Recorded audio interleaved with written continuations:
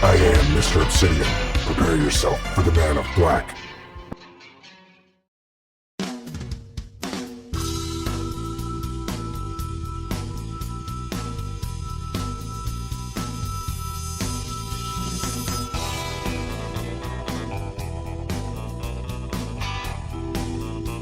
Yeah, come on! Come on, oh!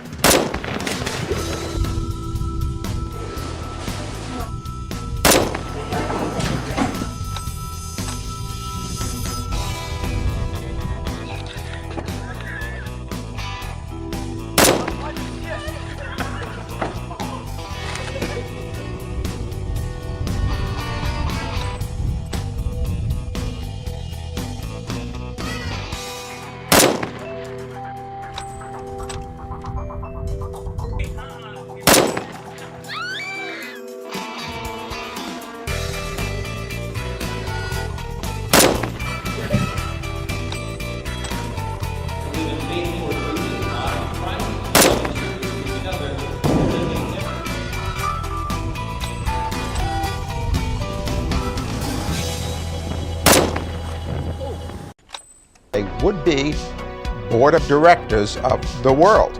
And with us is Holly Sklar. She is the author of the book on the Trilateral Commission. It's the classic.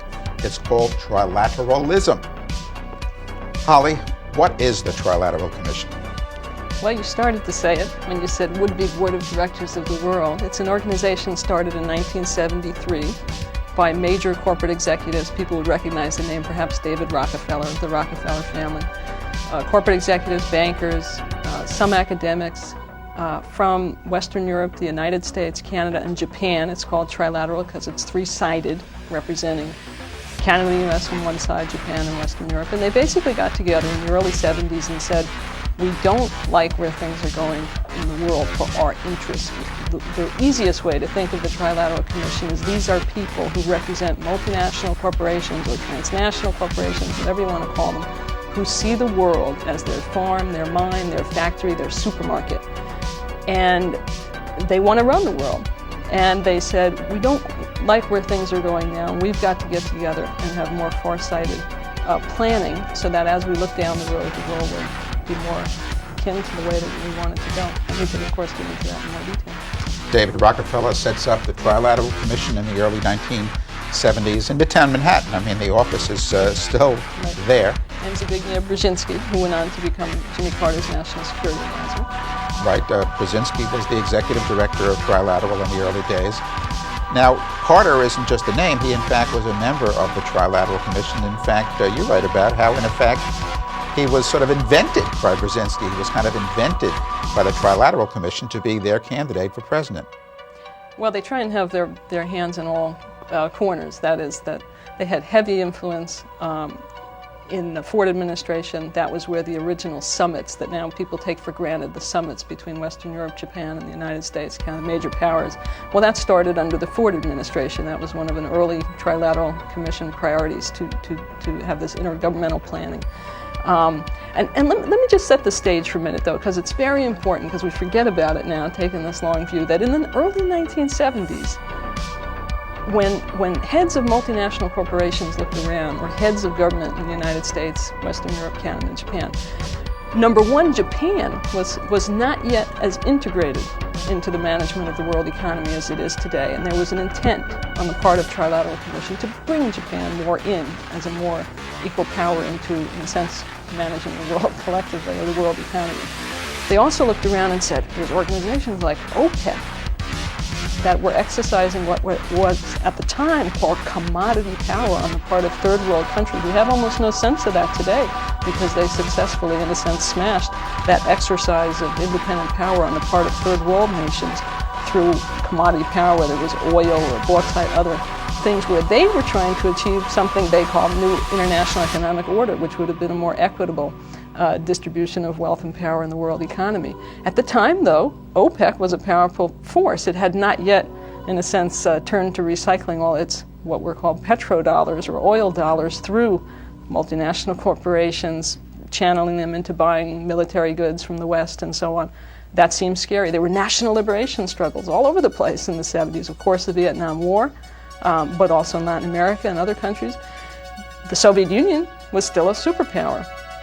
Western Europe and Japan had just been rebuilt from World War II. They were now finally had achieved in the late 60s, early 70s their power again after being destroyed in World War II. And so there was real fear that, number one, the West as a whole would be threatened by other countries and forces, and number two, including China and the Soviet Union and third world countries, but number two, that the West Europe, Germany, Japan, the United States would start fighting with each other, have protectionism, and start perhaps leading to a situation like it happened in World War I and World War II, where there was war among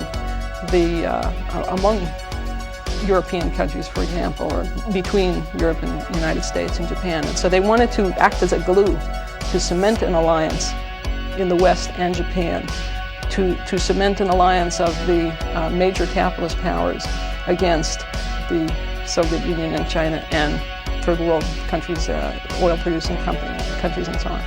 Let me ask you right now, right off the top, so what's wrong with that, some people might say? What's wrong with the leaders of the multinationals, people in politics of both parties and all these regions of the world, these developed regions of the world, kind of getting together and beginning to manipulate politics, beginning to manipulate the world order?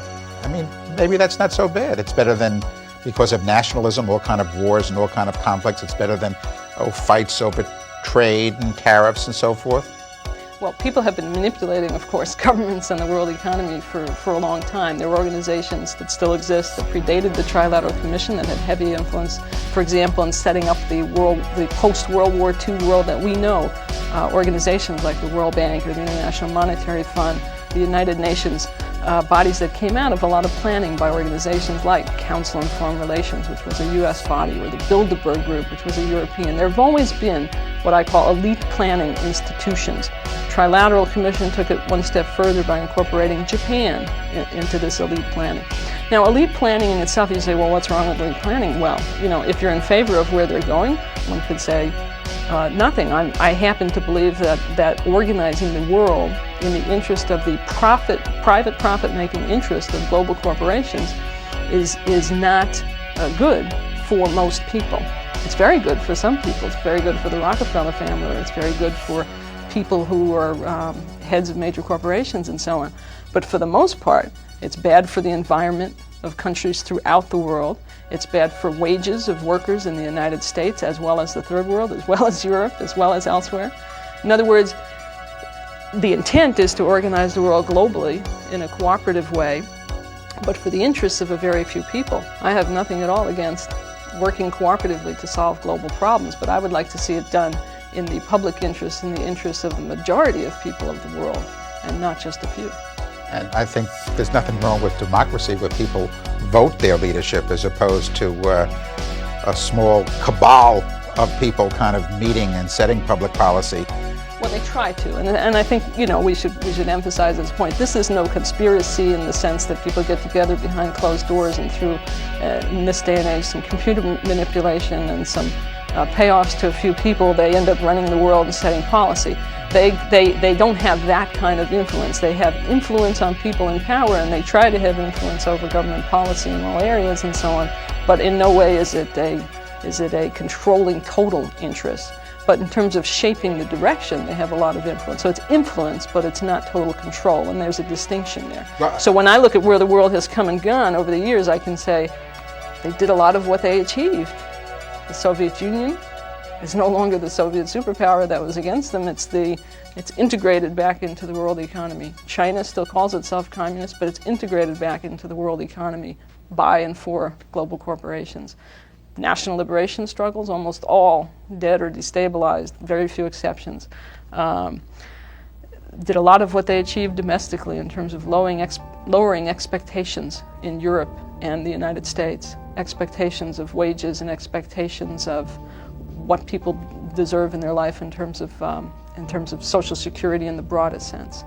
So they achieved a lot, but they also didn't achieve certain things that they tried. We'll be back with Holly Sklar and the Focus, the Trilateral Commission, right after this.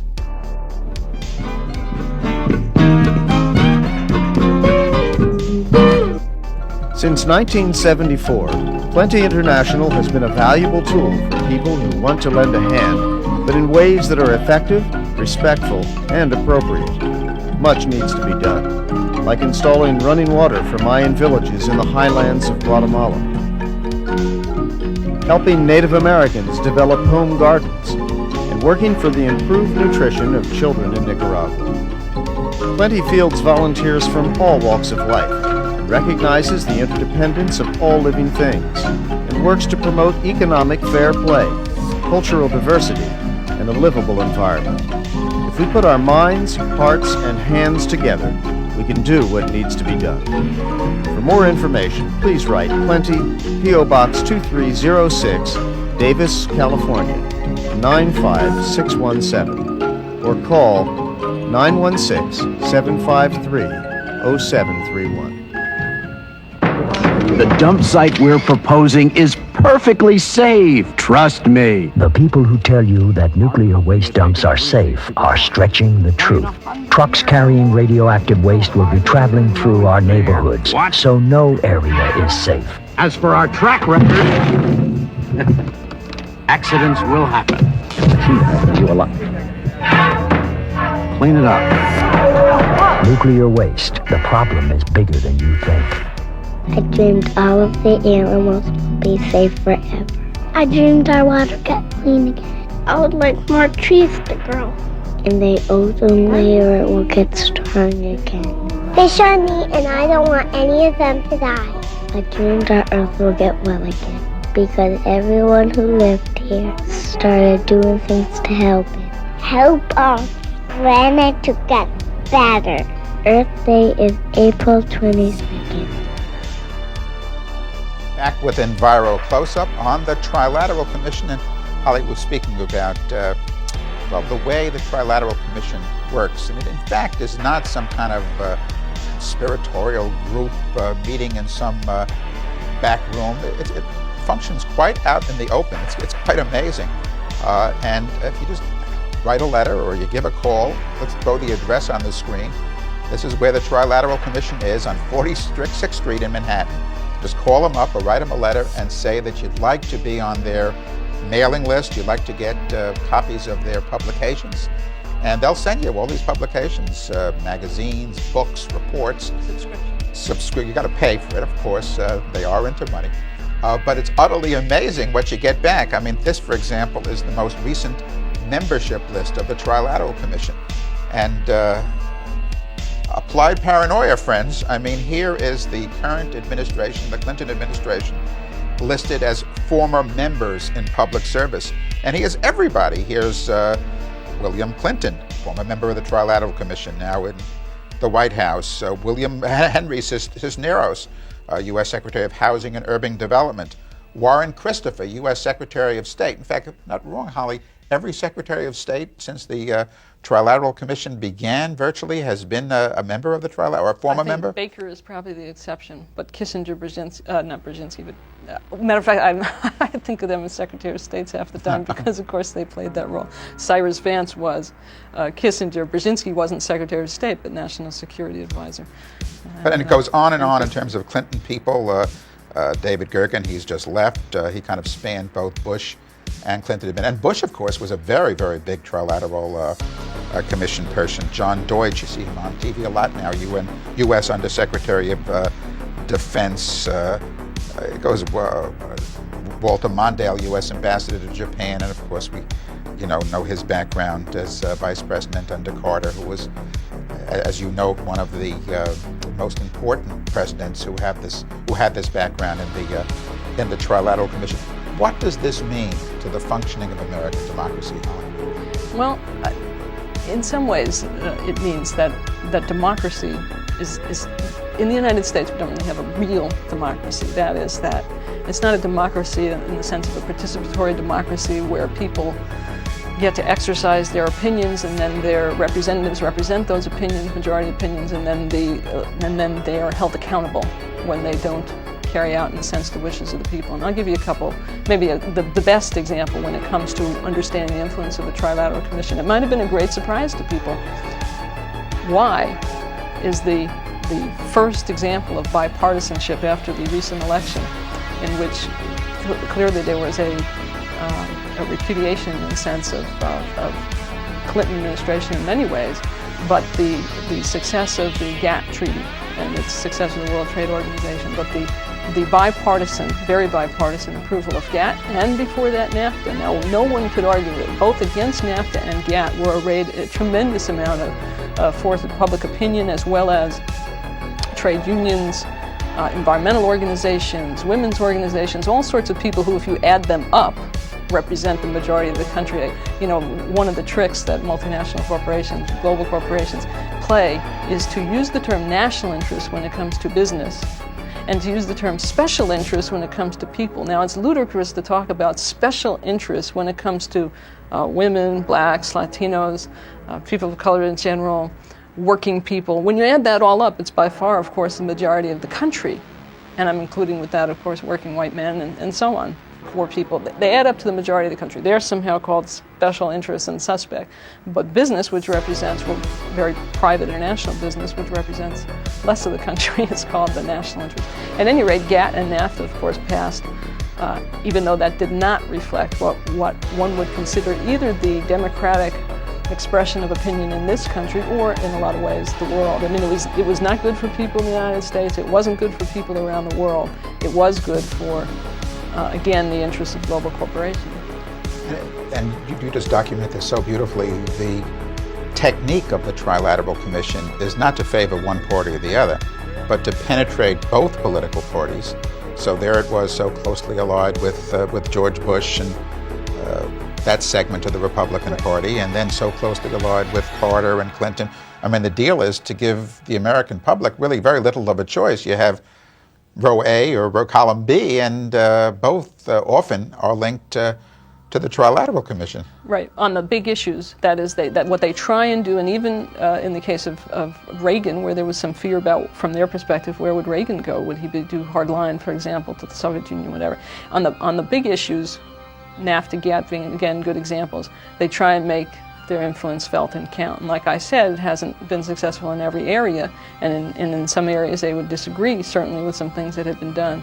But they didn't lose NAFTA and they didn't lose GATT, or they didn't lose the overall thrust of policy toward China, for example. A lot of people thought when Reagan came in, we're going to have a change in policy toward China, back toward a more hostile policy toward China. Well, that was clearly too big an issue to, in a sense, let Reagan be Reagan, and that was where there was a confluence of forces that said, forget the rhetoric of communism out of China or whatever. This is a country to be integrated in the global economy, and the way to do it is through cooperation. We'll be back with Enviro Close-Up right after this.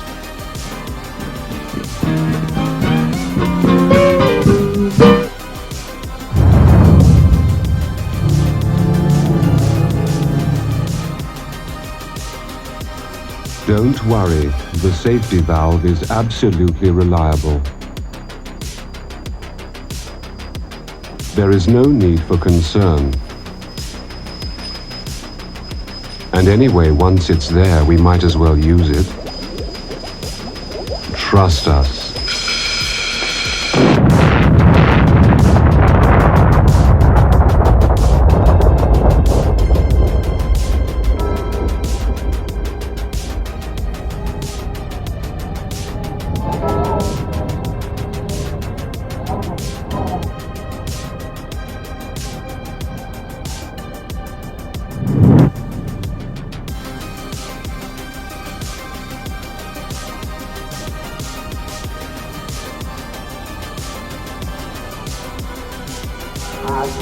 Eyes are blue and clouds of white. The bright pleasant day, dark sacred night. And I think to myself, what a wonderful world.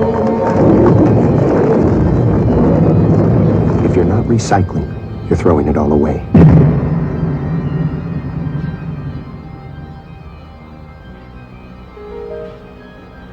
It's coming. The most significant event in automotive history.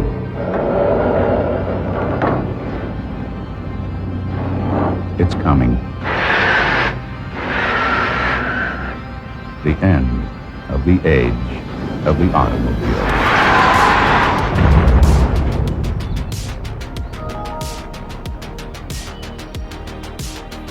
Back with Enviro Close-Up, the close-up on the Trilateral Commission.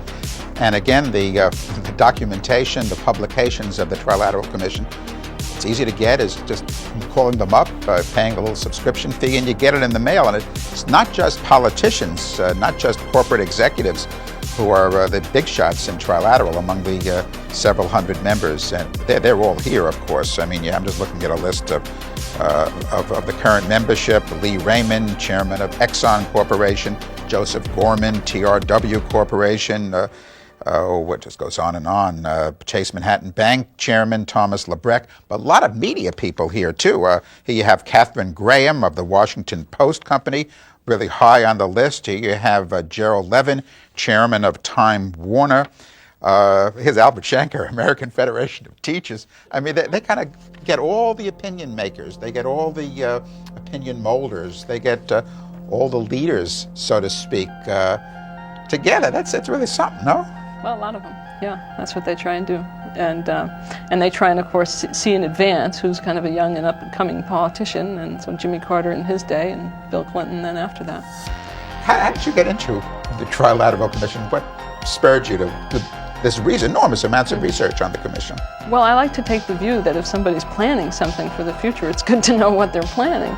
That is, I think it's important that if people are taking a long-run view, which they are, of planning where, in this case, global corporations would like to mold the world for tomorrow and the day after and 5 years later and 10 years later and 20 years later and the third millennium and onward, I'd like to know where they're going, and be able to tell other people about it, because as you say, that's, of course, the essence of democracy. There are many essential ingredients, but one is information. If you don't know where powerful people in your country or in the world are trying to go, it's very hard to understand the world. It's to make sense of the world. And so I think it's very important not to say, we don't care about a group unless they're a conspiracy and all-powerful, but rather to say, there are powerful, influential groups. Where are they going? Knowing that they're not going to achieve everything A to Z, but again, doing many surprising things that are surprising if you didn't know where they were intending to go. Yeah, I don't think you can follow American politics. In fact, I don't think you can follow global politics today without really understanding the work of the Trilateral Commission. Things like NAFTA, GATT, the lowering of wages in the United States to quote-unquote be more competitive. It's such a fundamental, important point, because the world of the global corporation says, essentially, we can have free trading on cheap labor all around the world. And in terms of environmental issues, whether it's the promotion of nuclear technology, and the Trilateral Commission has been in the center of that for many years, or whether it's just the pretty rough kind of abuse that the planet has been taken by some of these corporations that the Trilateral Commission tries to rationalize at every opportunity.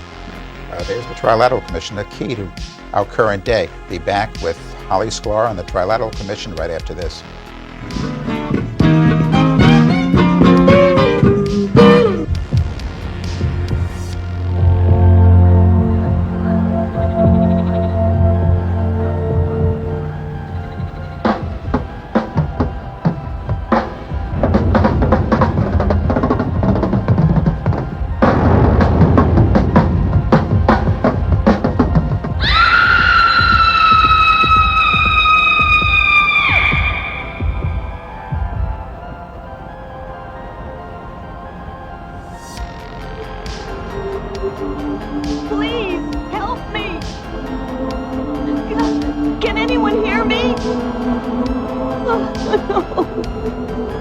Oh, I'm all alone. Oh, God, I think I'm dying. Please, someone, please, help me.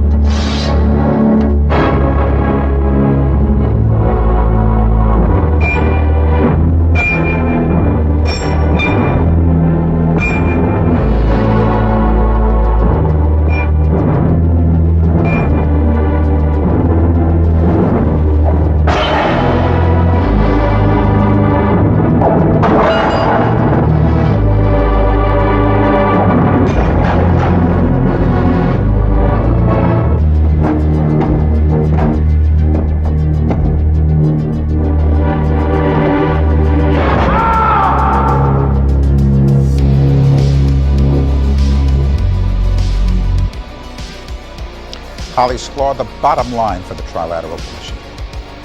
The line is to mold the world in the interests of global corporations, whether they're in the United States, Western Europe, whether they're in Saudi Arabia, whether they're in Mexico, wherever, global corporate interests. And I think similarly, we need to understand that if that kind of solidarity, in a sense, among corporate powers is happening internationally, that we need to understand that it's not us in the United States against workers in Mexico or against workers in Germany or wherever, but we need to find a way to talk to each other in the United States, people of all kinds in the United States, and with people in Mexico and other countries, and saying, how can we organize, in a sense, the planet in the interests of the majority of people on the planet, and not just in the interests of global corporations? Amen. Holly Sklar, the author.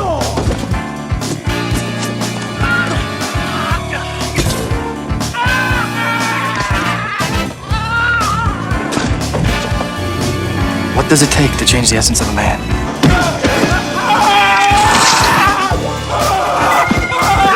Kill her little blood clot!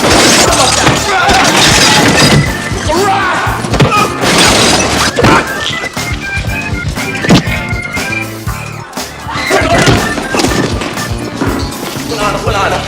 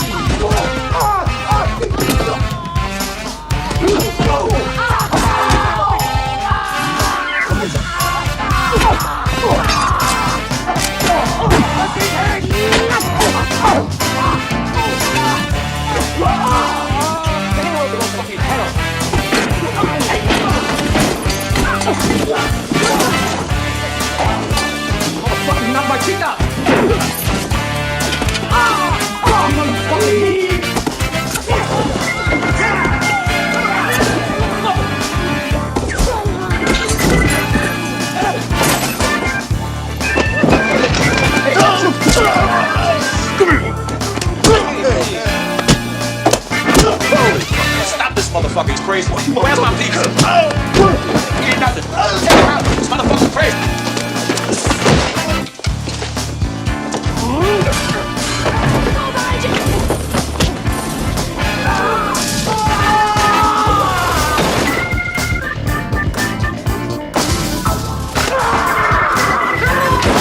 I know what you're thinking. Mine's bigger than yours, right? It's not fair. Move away. All right? It's still not fair. That's right. Okay, how about this? Get down on my knees. Any better? Come get some. Come get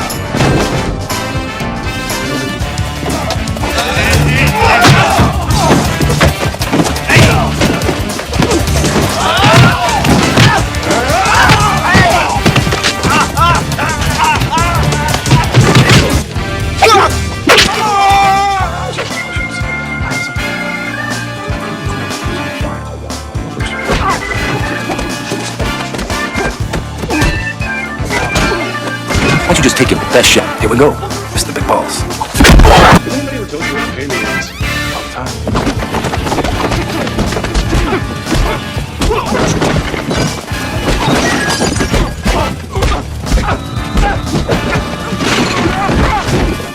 Take your best shot.